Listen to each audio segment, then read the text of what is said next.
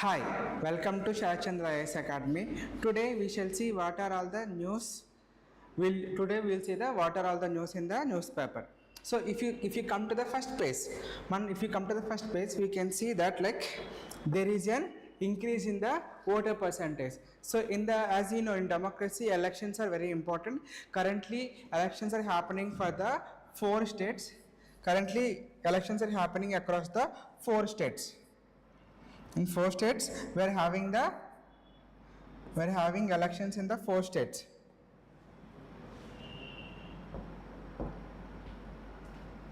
So in 4 states we're having the elections, and for Puducherry, one union territory also we're having the elections. So what is so significant about these elections? See, West Bengal has recorded the 93% of the voter turnout, and if you see the Tamil Nadu, we can see the 85% of the voter turnout. In a democracy, when people are coming and voting, then it is a good sign of the democracy. But people are saying that the large deletion of numbers through SIR. SIR means special intensive revision, because the EC has carried out a thing called as a special intensive revision. Through this, the duplicate voters and the people who has died, their votes also removed. Okay, so because of this, the voting percentage has been raised, people are saying. If you observe clearly, so this is the thing we can see here. If you observe clearly, see, it is the voter turnout from the past 5 elections. See, if you observe 2011, so at that time also we can see the SIR. So that's why voter turnout has increased. See, so if the electorate has, if you observe clearly,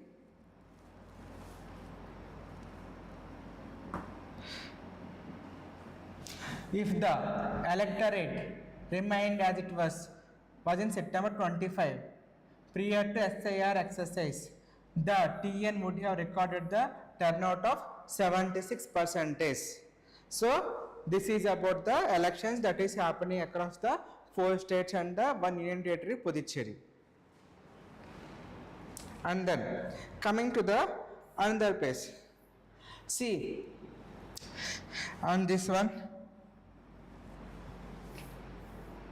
So mostly this is political news.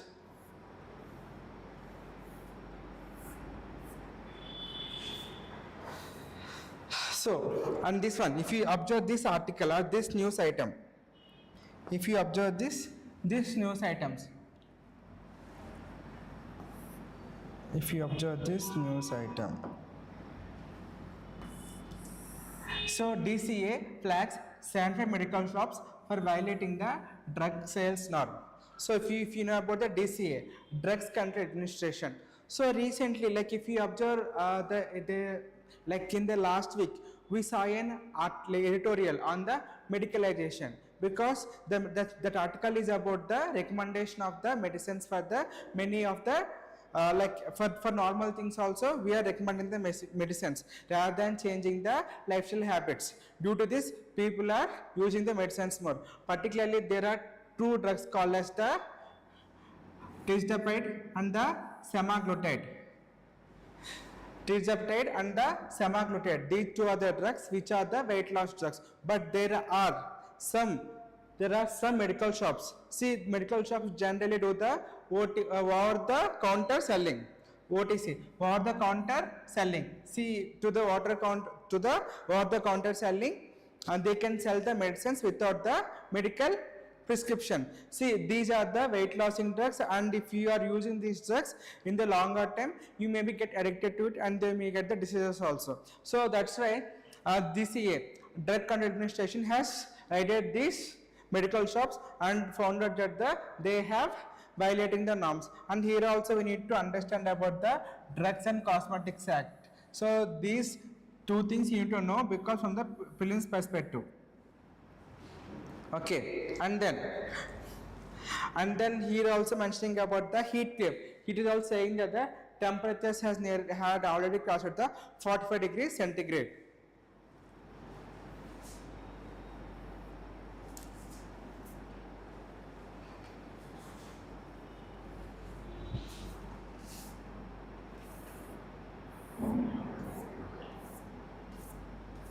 So this is all the local news. And then here also, here we can see a term called as the mule accounts.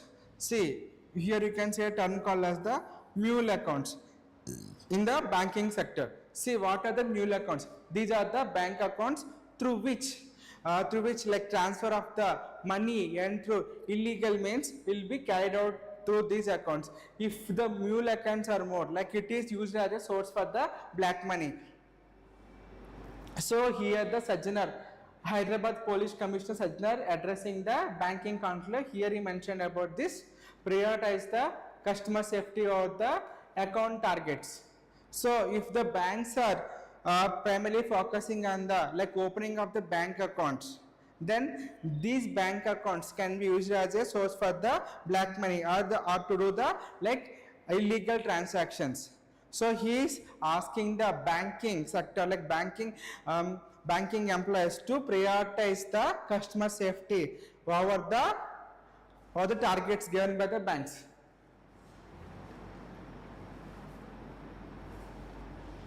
And then if you come to the other pages,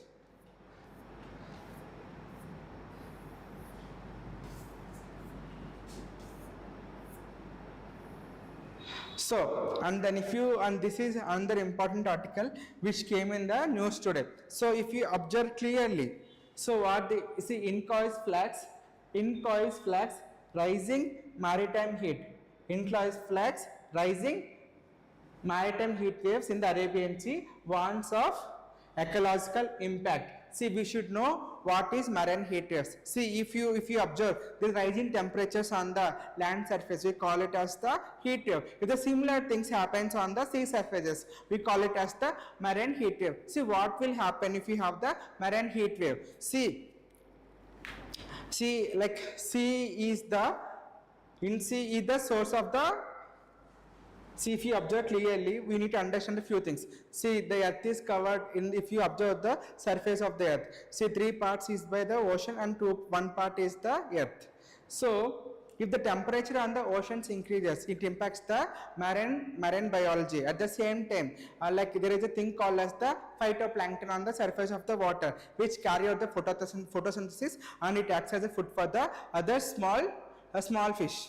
So because of rising temperatures, it happens to be like the plankton growth will diminish. Because of this, there will be disturbance in the food chain. At the same time, they will also impact the coral growth also. And one more thing, see why the marine heat waves are happening? Because of the climate change, and particularly from the past few years we are seeing the phenomena called as the cyclones. Cyclones are increasing the Arabian Sea because of the sea surface change in temperatures. So marine heat waves also one way or other way are contributing to the like increase in the intensity of the cyclones in the Arabian Sea. So here we need to know the few things about the few things. So what are the things we need to understand here?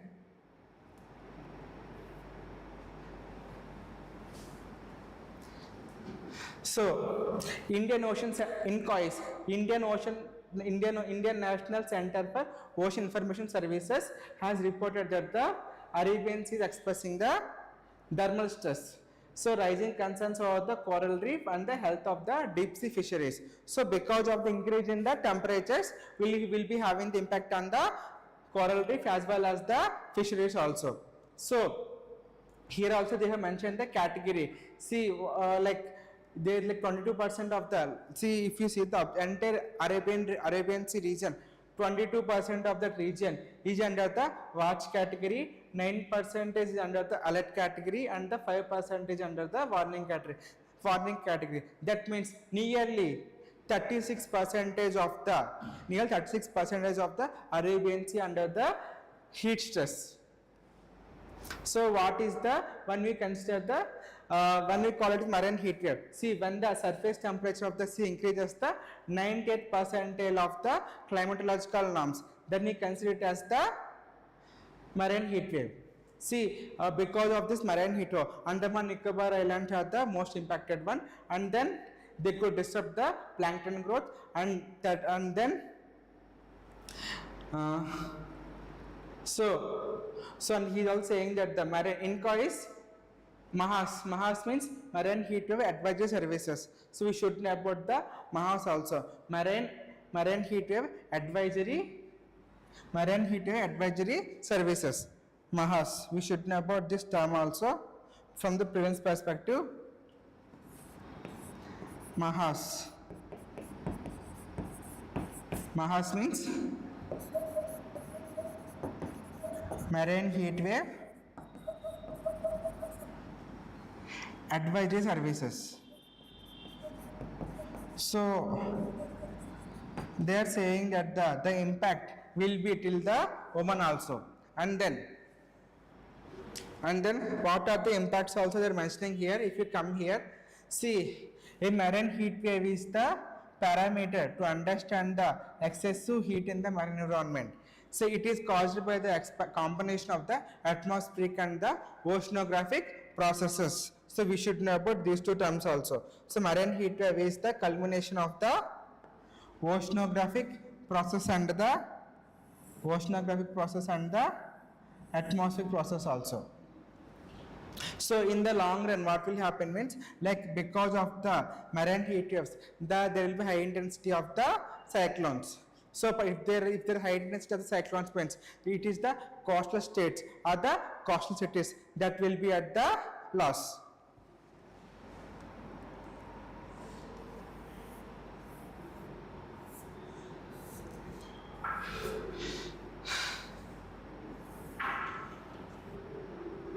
So there is a place called Tarluvada in the outskirts of the GVMC. There the Google data center is coming, which is 1 gigawatt.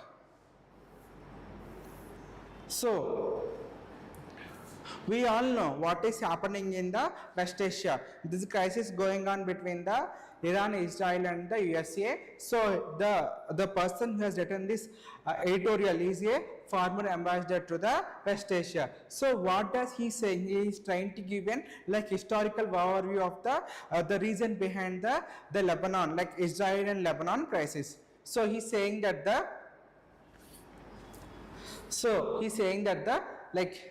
there is some conflict going on between the Israel Defense Forces and the Lebanon's Hezbollah. So why it has happened? So what is the reason behind it? See, I've seen Lebanon is an independent country. Like it got independent 83 years back. From then on, Lebanon is an independent country from the last 83 years. So what happened? See, after the creation of the after the creation of Israel, so many of the Palestinian has taken refuge at the Lebanon. Okay, and then see the Israel Defense Forces. We know from the past 5 decades there is a conflict going on between the Palestine and the Israel. So when people from the Palestine migrated to the Lebanon, there is some kind of crisis also started in the Lebanon also. So this Palestine Liberation Army used Lebanon as a ground to fight with the Israel. And one more thing, and Israel and this Lebanon shares a land boundary of 79 kilometers. And then we have almost 1 lakh refugees of Palestine are in Lebanon. So it led to the conflict between the Israel and the Lebanon. At the same time, a civil war has broken in the Lebanon. Like in 1970s, in the 1970s, a civil war has broken out in the Lebanon. And the civil war has broken out. So at that time, the Shia minority, which were sidelined, were supported by the what we call Iran. So this Shia minority in later transformed into the Hezbollah, which is an armed group. From then on, there is growing conflict between the Lebanon, Hezbollah and the Israel Defense Forces. So this is he is trying to explain. So that is the reason why the Lebanon has been dragged into the this conflict. So, but of recently, Lebanon is able to elect a prime minister, who is against the what we call Hezbollah.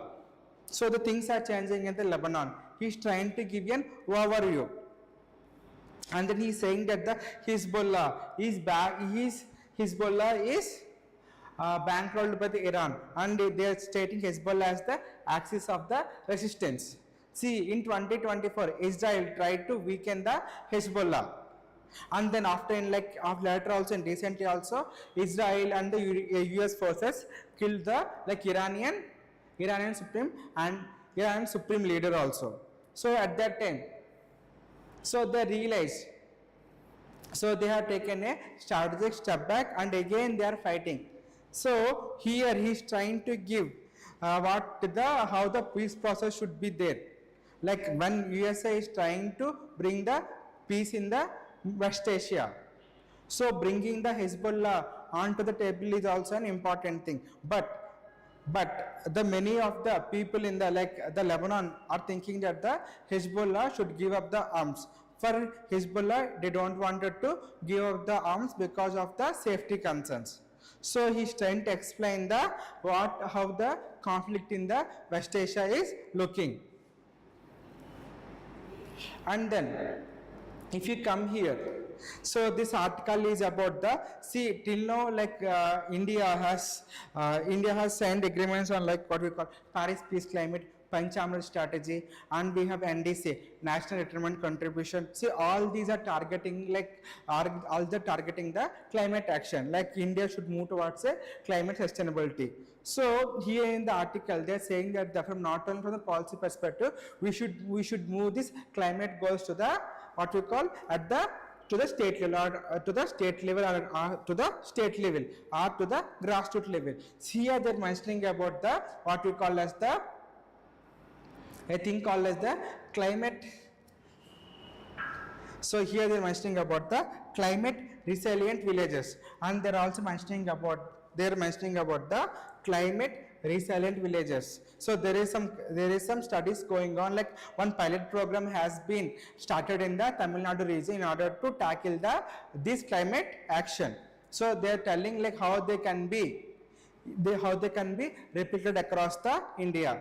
And here also they have given some data points. The first data point is from 1995 to 2024.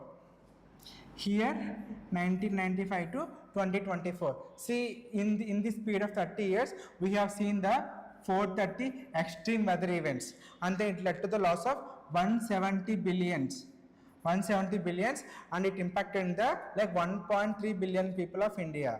So in this context, when the climate is impacting in such a huge manner, we need to move from the policy basis to the grassroots level mitigating mechanisms. So that is the whole idea about this article. And then here also they mentioned about they are mentioning about the high heat. Now since it is summer, so from the past 10 days we are experiencing the high temperatures in central India and the Hyderabad, Telangana and Andhra Pradesh. So they mentioned about this one. See, saying that the Indian Meteorological Department has sounded the heat alerts in the central and the South India. Central India and South India are the most affected. So he's mentioning which are the regions. So he's saying that in these regions the temperature has all touched the 40 degrees centigrade. He's saying that the region could be because of the urban heat island effect, and the region could be also due to the lack of western disturbances, and then lower convective activities, and then previous El Nino. All these factors has contributed to the increase in the temperatures in the central and the South India. So and he is also mentioning that because of the high temperatures also there will be early mature of the crops. See, if the crops mature early means they will rot early. It will impact the Indian farmer. So that also they mentioned in this article. And then see this one, if you are from here, this article, like this editorial is very important, particularly if you are from here, if your optional is political science, or else like if you wanted to know about the labor, like labor movement in India, rights of the laborers. So this will be very important.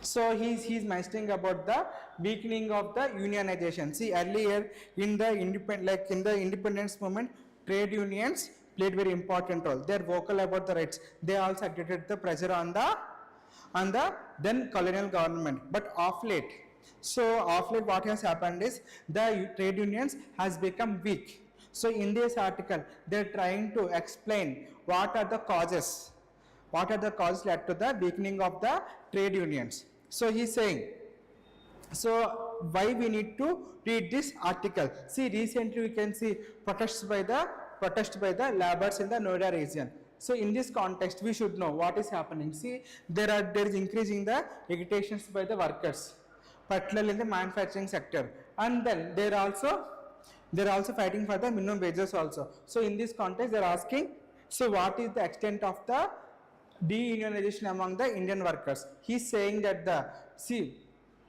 before 1991 LPG reforms, the workers has the better bargaining power, mainly in the public sector. See, earlier 1991, so India has like vibrant public sector despite making losses. So, but after the LPG sectors, when government tried to sell off those loss-making private sectors, then loss-making public sectors, and when they asked the private investments also, it led to the decreasing in the bargaining powers of the trade unions. At the same time, the outsourcing also led to the weakening of the bargaining power of the trade unions. At the same time, he is also mentioning about the surplus labor from the agriculture community. See, despite agriculture supporting only 17% of the Indian GDP, but they account for the 45% of the workforce. So because of the surplus workforce, see, the people are able to get a new worker, and at the same time, see, particularly among the current generation, because the workers had a negative perception about the trade unions. They feel that the trade unions are some way are related to the particular political party. That is also leading to the decrease in the trade unions. He's saying that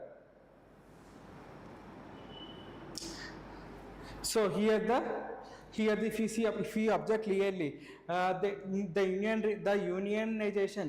unionization rate among the workforce is only 6.3%, and it is 1.8% in the private sector and 11% in the public sector.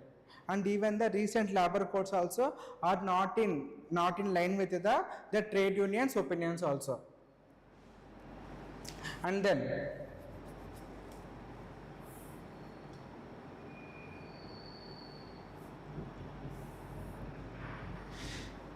and he is also saying that the number of the public sector employment decreased from the 19.6 million to 17.5 million in the 2008. So decrease in the number of jobs also led to the weakening of the trade unions. So, and one more thing, see, he is also mentioning that these manufacturing laborers are what we call carrying out these strikes because the minimum wage which is prescribed is not allowing them to have a sustenance, other enough income to survive in those situations. So that is the reason why the people involved in the manufacturing sectors are doing these strikes. And then here this is also important. So this is the statement given by the Jaishankar. He is saying that the Indian partnership is rooted in the shared anti-colonial history and the strengthened through capacity building, development cooperation, and the strategic engagement. See, if you observe clearly,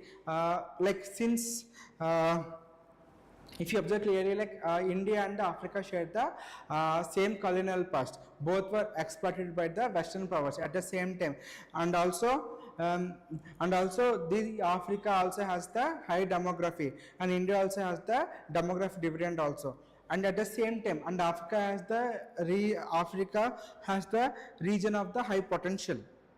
So in this context, so Jaishankar is saying that so India and Africa has the same colonial past, and like India development, like India investments in the Africa shall be in the capacity development and as well as the cooperation. So India has some initiatives, particularly like Asia Africa growth corridor. See, we should know about the Asia and Africa growth corridor.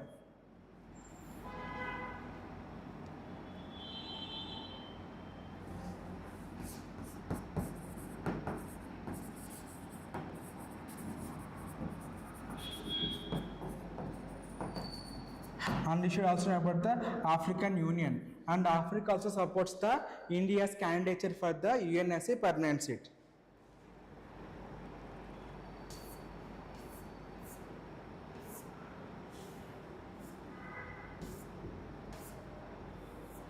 And then if you come down,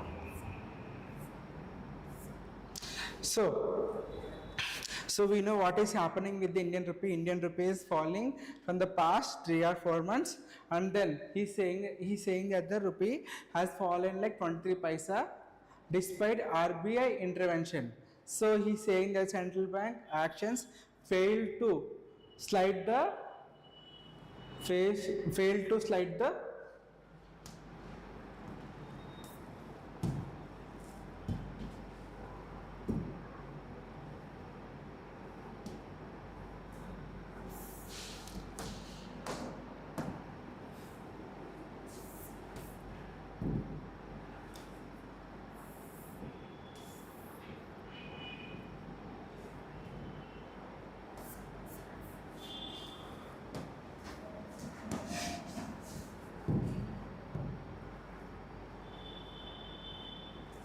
So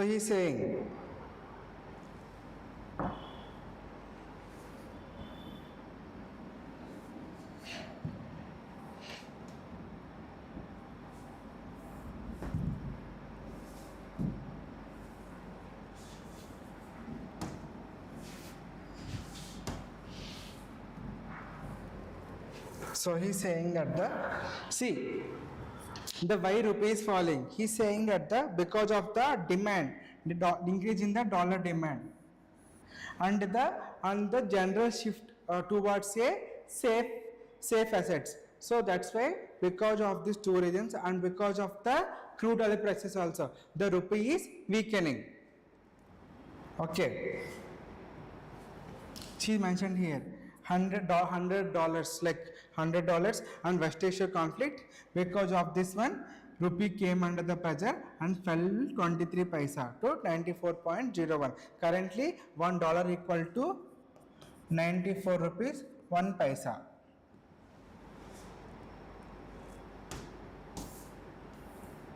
And then here also we need to understand HSBC downgrades India to underweight. See, in the world market, like many companies try to invest in India. So because if HSBC, it's a big bank, and if it is trying to downgrade the India to underweight, what will happen? The investments or the FDI inflows will get decreased. Okay. So the reason also same, because of the West Asia conflict and the energy prices. Because of these two regions, the HSBC has downgraded the India to the underweight. And he is also saying that the Sensex has fallen by Sensex and the Nifty has fallen by 6.7% and the 7.9%. They are the worst performing markets globally, and they are performing bad than the East Asia markets. So because of these reasons, they have downgraded the India's position in the equity market.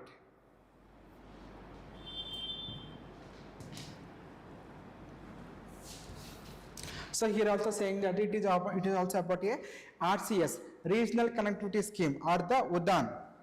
This article is about the RCS or the UDAN, Regional Connectivity Scheme. So under this scheme, like they try to connect the Tier 2 and Tier 3 cities, and the aircraft. See, the aircraft carrier, the one who are operating the aircraft will be given the subsidies. So the reason could be because we already have, like here they mentioned, since 2025 we have domestic passenger traffic is around 412 millions. They could come to like 500 million passengers by 2030 and move to 1 billion by 2047. In this context, so Indian aviation industry is going to perform better in the coming years. In this article, they are trying to explain this.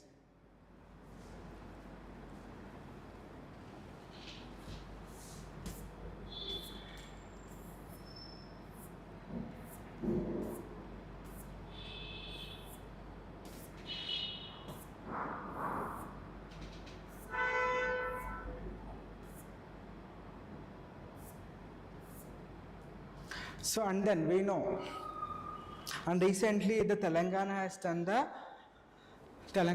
the caste survey. In this survey, they are mentioning what are all the things they have mentioned here.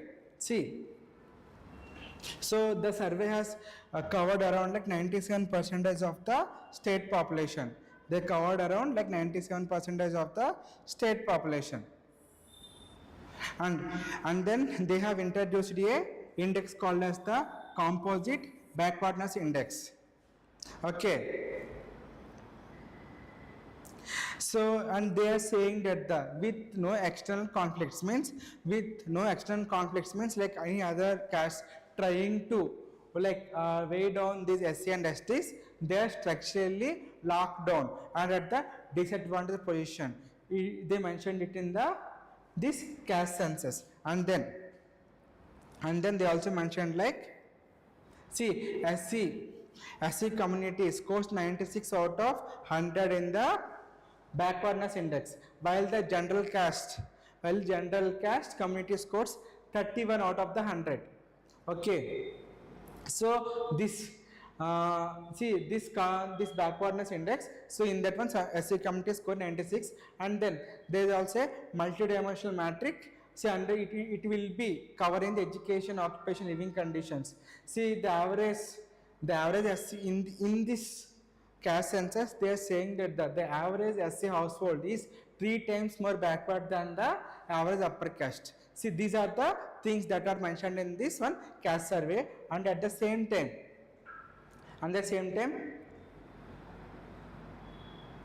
see, and the same time, like they have made the survey of the 242 castes. Out of these 242 castes, 135 castes.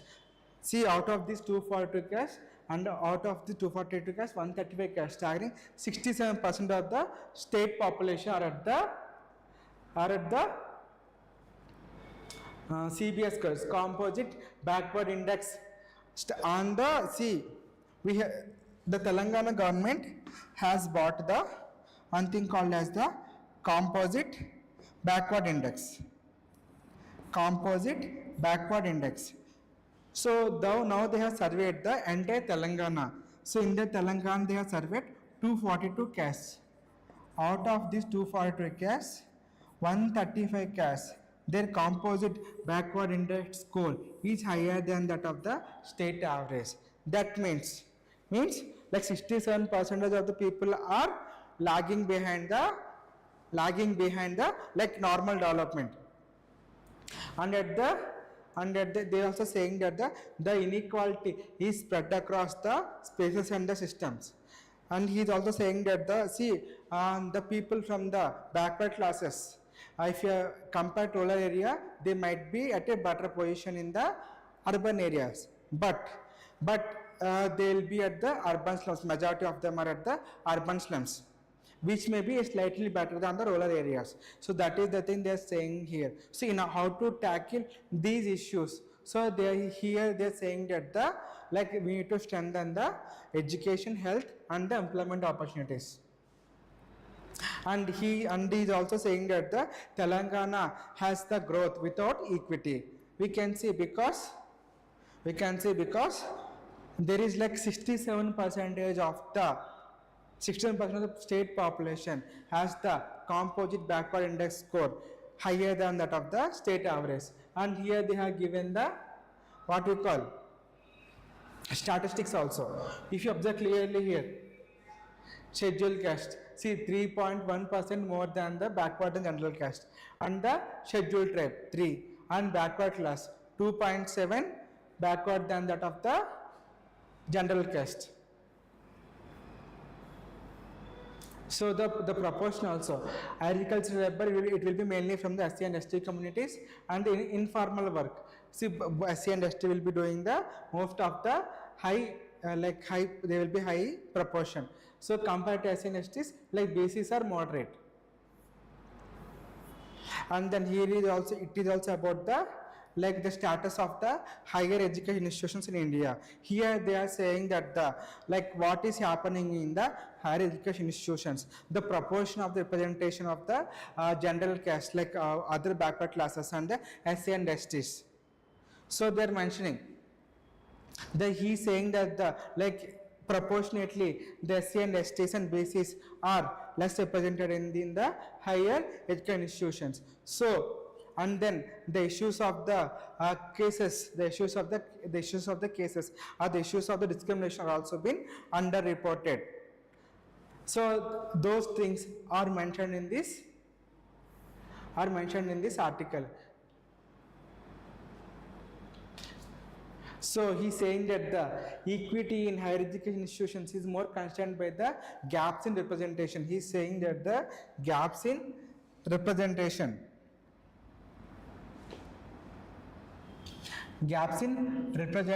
in employment than admissions. UGC regulations focus on the largely on the anti-discrimination and complaint resolution, but do not adequately address the structural gaps. So this article and the earlier article of the economic census and the labor union deunionization, see all these three are very important, like from the both from the static point of view as well as from the data point of view. So if you are preparing for the TGPSC, then you should know about the caste census that has happened in the Telangana region. And this one, higher education institutions, it is an important topic. It does come in the like social justice and as well as the society also. Okay, thank you.